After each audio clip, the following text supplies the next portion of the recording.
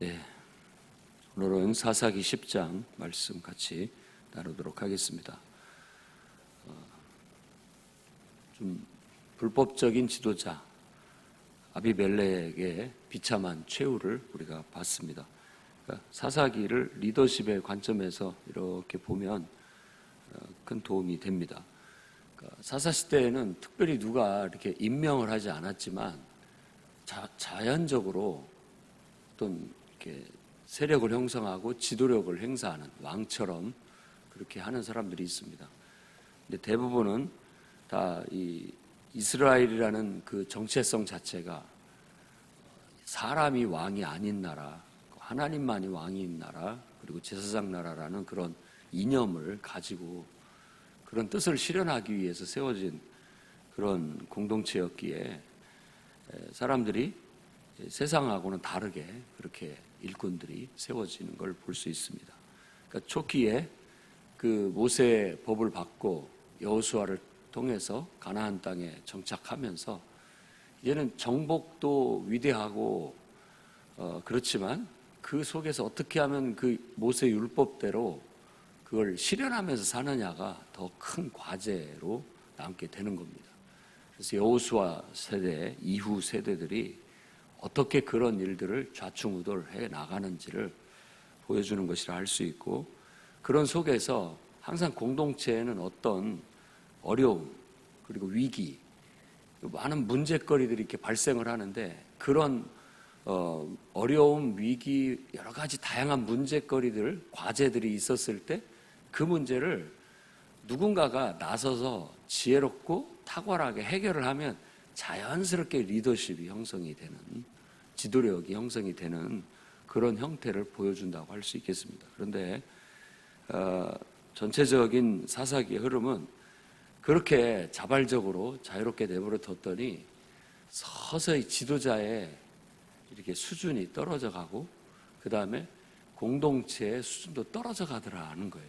그래서 오늘날 세대도 지도자들이 고민이 많습니다. 얼만큼 통제하고 개입하고 이렇게 밀어붙여야 되는지, 아니면 어느 정도 자율적으로 하도록 내버려 둬야 되는지, 그 양쪽의 성향들을 가지고 어떻게 하는 것이 가장 이상적인지 사람마다 다 생각이 틀립니다.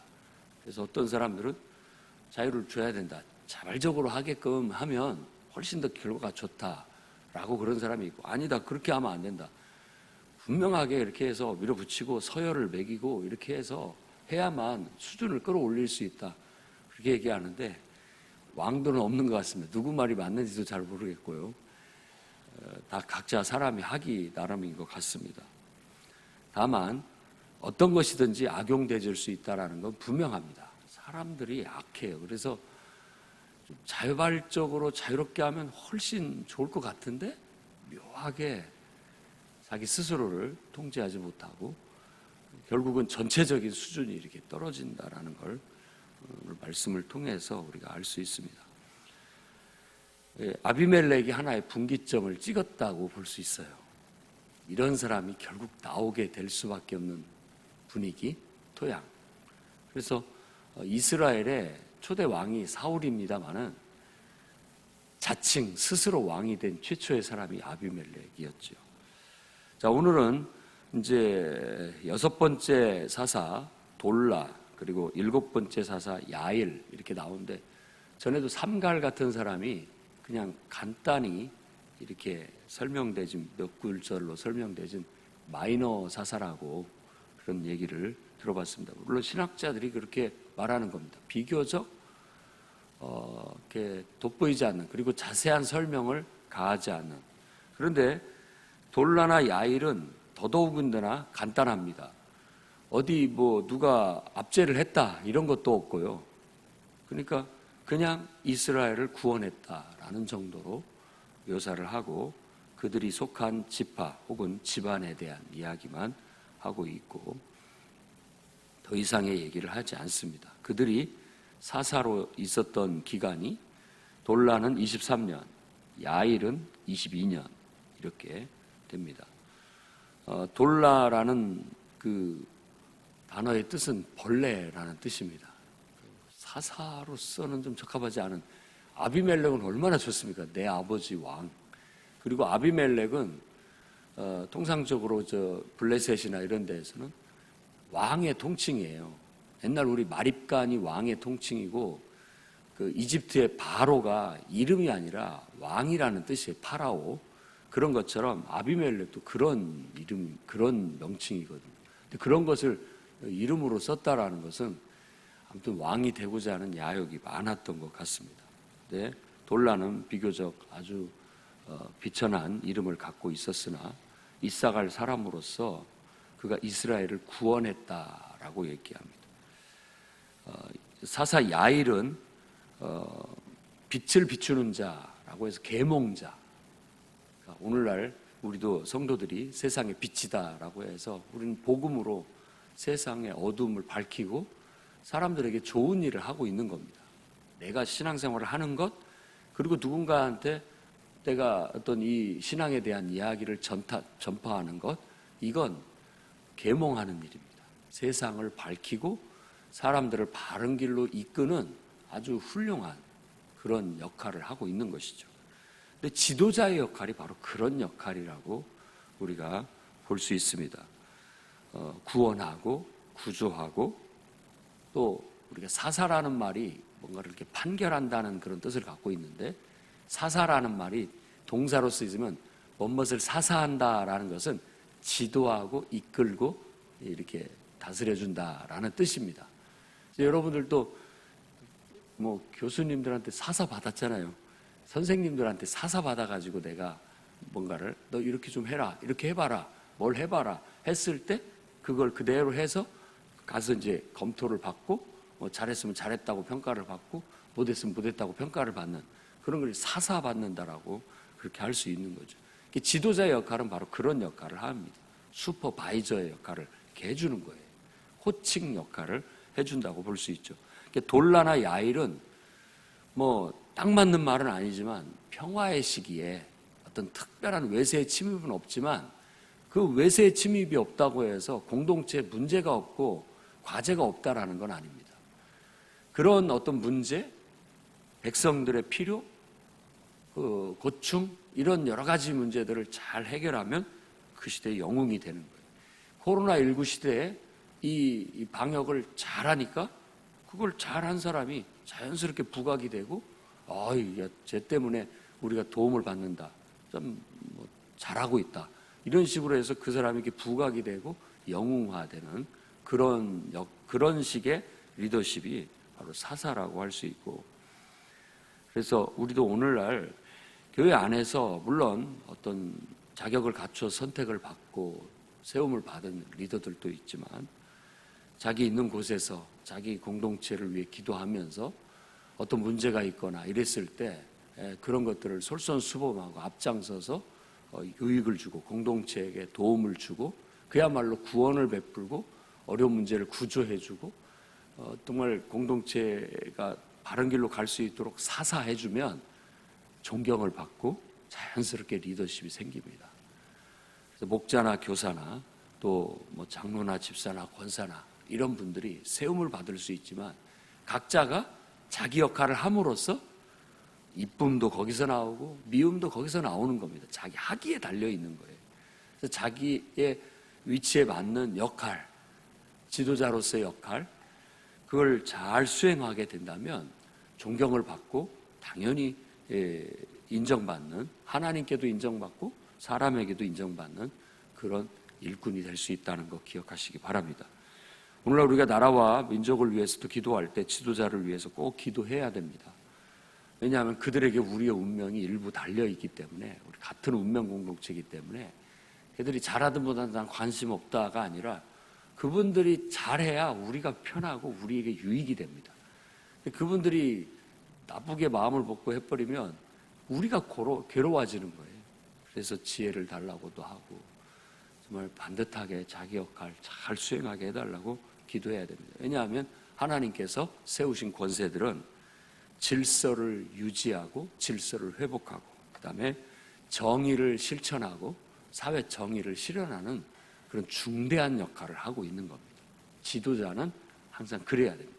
그래서 항상 지도자는 좌로나 우로로 치우치지 말고 반듯하게 가야 되고, 지도자가 될 만큼은 그만큼 제한적인 삶을 삽니다. 장기판에 한번 떠올려 보십시오. 왕이 있는데 왕은 크기도 무진장이 큰데 제일 크죠.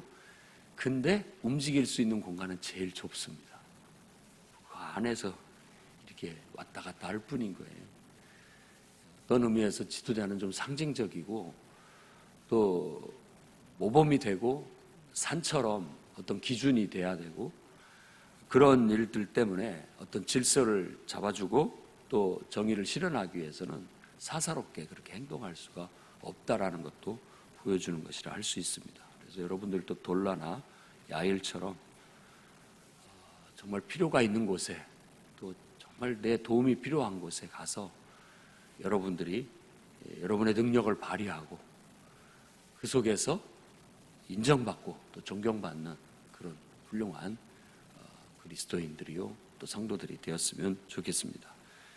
그 다음에 이제 6절부터 18절까지 다시 또 순환 사이클로 돌아옵니다. 이 이야기는 결국 입다라고 하는 앞으로 나오게 될 비교적 기드온이나 드보라나 또 그 에훗이나 이와 같은 스토리가 있는 사사의 설명을 위한 하나의 배경이 되겠습니다. 삼손이 제일 길게 이야기가 이어지고 있고요. 그 배경에 바로 암몬 자손이 이스라엘을 괴롭혔다. 암몬 자손뿐만 아니라 블레셋. 암몬은 동쪽이에요. 그리고 이 사사 야일도 길르앗 사람이라고 얘기하는데 지파가 불분명합니다. 왜냐하면 길르앗 지역이라고 하는 곳은 위로는 므낫세 지파, 중간에는 갓 지파, 밑에는 르우벤 지파. 이 지파가 나눠 가진 전체적인 지역이 다 길르앗이었기 때문에 길르앗이라고 하는 사람이 통치했던 옛날에 그 지역이었기 때문에 길르앗 사람이라고 하면 이게 므낫세 지파인지 갓 지파인지 모릅니다. 잘 정확히 알 수가 없어요. 근데 이제 길르앗이라고 하면 므낫세라고 봐야 될지, 사사 입다도 길르앗 사람입니다. 그래서 이 야일과 입다가 다 길르앗 사람인데 그쪽이 암몬이 가까웠기 때문에 옆에 암몬 족속이 있었기 때문에 그들의 괴롭힘을 받고 있었던 거예요. 그래서 암몬 자손이 유다, 베냐민, 에브라임과 수시로 싸움을 걸고 와서 약탈하고 그런 거죠. 오히려 지금같이 핵무기로 그냥 이건 써먹지도 못할 무기를 만들어 놨어요. 이걸 써먹으면 나도 죽고 너도 죽고 이런 거기 때문에 너무 무시무시하고 가공할 무기를 만들어 놨기 때문에 우리 서로 조심하자. 함부로 싸우지 말자. 그래서 싸움이 억제가 되는 효과가 있습니다. 근데 재래식 무기는 수시로 싸웁니다. 수시로 싸워요. 어느 정도 힘의 균형을 맞추기 위해서 그런지 모르지만 계속 티격태격 싸우고 그런 일들이 지구상의 역사 이래로 이 역사책의 글이 그 기록으로 남은 이래로 한 번도 없었던 날이 없을 정도로 계속되고 있다고 얘기를 해요. 계속 서로 이해관계가 얽히고 네가 더 옳으냐 내가 더 옳으냐 내가 더 힘이 세냐 네가 더 힘이 세느냐 이런 걸 갖고 서로를 공격하고 약탈하고 또 그렇게 또 당하기도 하고 하면서 사는 그런 일들이 비일비재하다는 거죠. 이 사사시대는 춘추 시대처럼 춘추 전국 시대처럼 계속 혼란스러워요. 누군가 패권을 잡기 전까지는 그렇다라는 것을 보여주는 그런 어떤 면도 있을 수 있습니다. 그래서 암몬 자손이 계속 이스라엘을 괴롭히고 힘들게 하자 이스라엘 자손이 여호와께 비로소 부르짖습니다. 우리가 우리 하나님을 버리고 바알들을 섬김으로 주님께 범죄했습니다 라고 자복합니다. 그런데 하나님의 응답이 놀랍습니다. 이런 말씀은 특별하기 때문에 귀를 기울여야 합니다. 내가 다시는 너희를 구원하지 아니하리라 라고 말씀하신다는 거예요.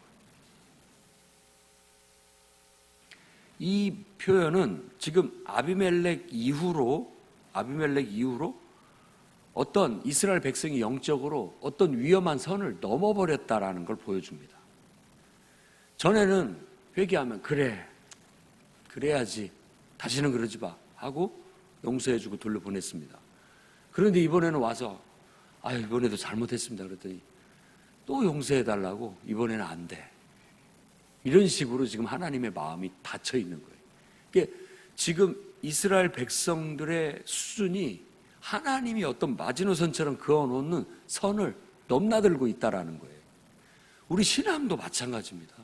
신앙도 때로 우리가 조금 하나님과 멀어질 때도 있고 굴곡이 있을 수 있어요. 그러다가도 내가 이렇게 살면 안 돼. 기도도 안 하고 어떻게 하나님 말씀 내가 너무 멀리 했구나. 얼른 돌이켜서 다시 하면 하나님이 은혜도 주시고 또 우리가 성장할 수 있도록 이렇게 해주십니다. 그런데 이게 반복되면서 차츰차츰 무뎌져요. 지금 우리 코로나19가 그런 면을 우리를 시험하고 있습니다. 처음에는 이러면 안 되는데 라는 경각심도 갖고 두려움도 가졌는데 이제 이게 반복되다 보면 그러려니 해지고 더 무뎌지게 되고 더 무감각해지게 되면서 이제 어느 순간에는 잘못한지도 모르게 되는 그냥 그것에 익숙해지고 편안해져 버리게 됨으로써 자기가 영적으로 무뎌졌는데도 불구하고 무뎌진지도 모를 만큼 무뎌지게 되는 그런 결과를 가져올 수 있기 때문에 좀 더 우리가 그 성경 말씀을 기억하고 자다가 깰 때가 됐다. 깨어나야 된다라는 걸 힘써야 되고 지도자들은 이 돌라나 야일처럼 이런 영적인 잠을 자꾸 깨워 주셔야 되고 무뎌져 있는 것을 자각할 수 있도록 자극을 계속 줘야 되는 겁니다. 근데 이제 어느 정도 자극을 줘도 이제 그 평상시 자극으로는 이제 먹히지 않을 때 하나님이 이와 같이 하는 거예요. 나 너희 용서 못한다. 맨날 잘못하고 와서 용서해달라고 하면 맨날 내가 용서해줘야 되느냐? 안 된다. 그러니까 이스라엘 백성은 그러면 그냥 포기하는 게 아니라 그러기 때문에 더 하나님 앞에 간절히 매달립니다. 그러니까 약도 항생제도 처음에는 잘 듣지만 자꾸 쓰다 보면 잘 안 들어요. 그게 더 센 걸 처방하고 더 센 걸 처방하면서 자꾸 더 어려워지게 되는 겁니다. 그런 것처럼 우리도 하나님 앞에 불순종하고 범죄하고 또 하나님과 멀어지는 것도 그와 같아요. 계속 전에는 그저 이런 평범한 말씀으로도 치유가 되고 회복이 됐는데 이제는 더 센 말씀을 준비해야 된다는 거죠. 더 센 말씀, 더 세게 말해야 되고 더 강하게 말해야 되는 거예요. 여러분들이 왜 지도자가 저렇게 너무 이렇게 혹독하게 하고 냉정하게 말하는가라고 말할지 모르지만 그게 다 그렇게 안 하면 먹히지가 않기 때문에 말에 탄을 하지 않기 때문에 그렇게 하게 된다라는 것도 기억해야 됩니다. 그러니까 양자 간의 상호작용인 것이라고 볼 수 있는 것이죠. 그러자 이스라엘 백성은 더욱더 하나님 앞에 매달려 자복하고 구원하기를 간구하고 스스로 이방 신들을 막 제거해내기 시작합니다. 그리고 하나님께 구하기 시작합니다. 그 다음에 17절에서 18절 말씀은 그들이 이제 암몬 자손이 전쟁을 하려고 길르앗에 진을 치자 이제 이스라엘도 싸우기 위해서 미스바에 진을 쳤는데 이 미스바는 저 에브라임 지파에 있는 그 미스바가 아니고 그 이스라엘 역사 속에 미스바에 모여가지고 구국을 위한 그것이 아니고 이것은 길르앗에 있는 미스바입니다. 망대라는 뜻을 갖고 있기 때문에 그곳에 모여서 진을 쳤습니다. 그런데 이 말에 귀를 기울이십시오. 누가 먼저 가서 암몬 자손과 싸우겠는가? 그가 길르앗 주민의 머리가 되리라. 지금 마땅히 싸울 지도자, 이끌 지도자가 없다는 뜻이에요. 그러니까 백성들이 이거 우리가 어떻게든 맞서 싸워야 되니까 모이긴 모였는데 그 싸움을 이끌 지도자가 없는 거예요. 지금 그런 상황 속에서 이제 입다라고 하는 인물이 등장하게 된다라는 걸 보여주고 있는 것이죠. 리더가 없이 전쟁에 나갔습니다. 하나님의 인도하심이 공동체를 구원의 길로 이끕니다. 그런데 그 하나님의 인도하심, 그 인도하심을 인간이 대신해서 이끌어가는 게 지도자예요. 그래서 우리 세상의 지도자는 백성들만을 위해요. 그게 이제 제한적인 거죠. 백성들의 인기를 통해서 세워지게 되고 또 백성들의 인기를 위해서 일하는 지도자가 되는 것이, 근데 우리가 봤을 때는 좀 한쪽에 치우쳐 있고 제한적입니다. 그래서 우리가 볼 때는 하나님의 인도하심을 실현할 것이 지도자예요. 그게 지도자예요.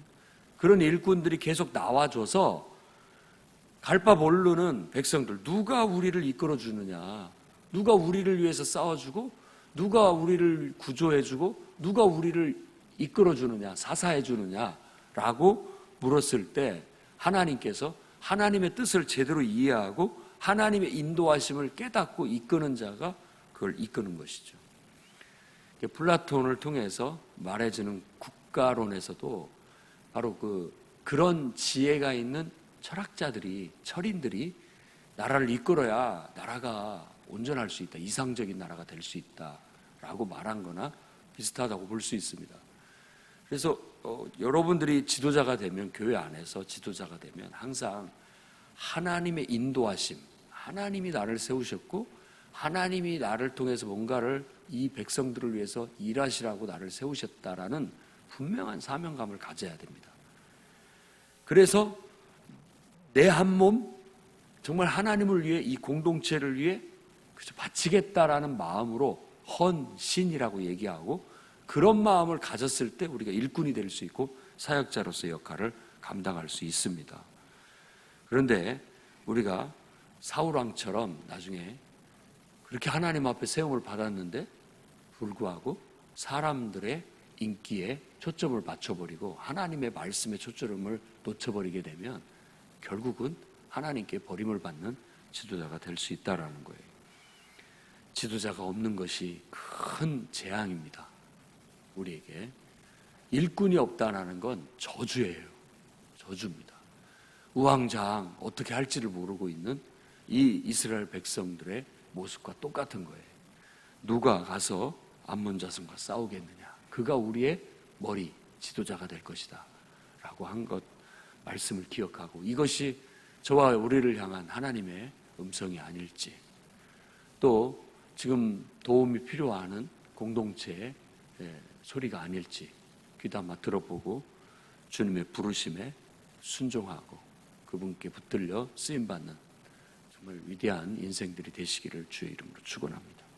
기도하겠습니다. 자비로우신 주님,